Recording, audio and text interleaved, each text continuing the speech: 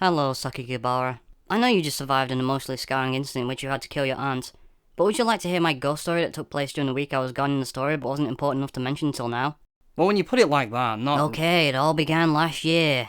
It was during the summer, and I met Mr. Sakaki outside of his lake house. He noticed me staring at the house, so he came over and said hello. 1, 2, I got big booty bitches, big booty bitches. I got big booty bitches, big booty bitches. Wow. That was a really stupid story, Misaki. That twist ending was way worse than the one in my story. Well, it's the only sequel you're getting until another 2. So we finally have another episode S/0 in English. And as you may have gathered from that little opening there, I didn't very much care for it. But we'll get to that a little later. First, let us just admire this absolutely gorgeous hardcover. This is just the best illustration of Mei Misaki ever. It's much better than what we've seen in the anime and manga. And it really nails that ashen face that the book describes. Honestly, this cover made this book worth it for me.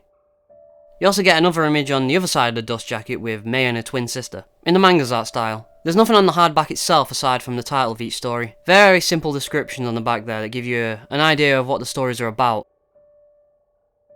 Let's start off with talking about episode 0, which is a manga prequel following everyone's favourite dead aunt, Reiko Mikami. It's pretty short and only gives us a little bit of backstory in these characters, and even that you could argue is pretty unnecessary.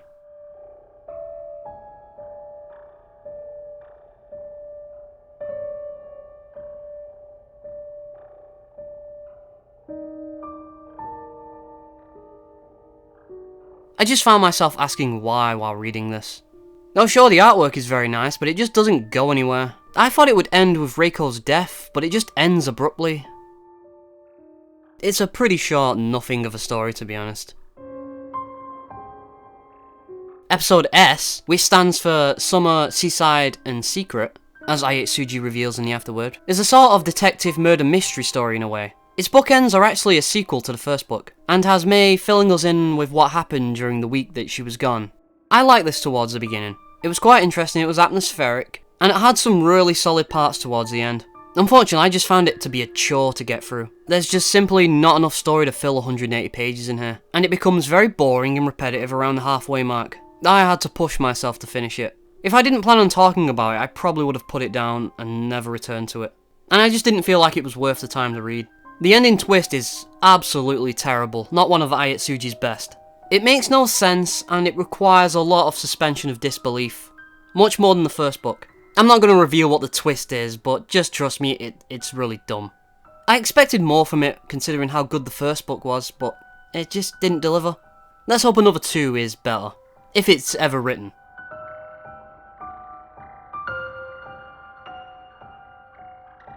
But that cover is very pretty. It's the best thing about the book by far. I would only recommend this if you absolutely need more and other in your life.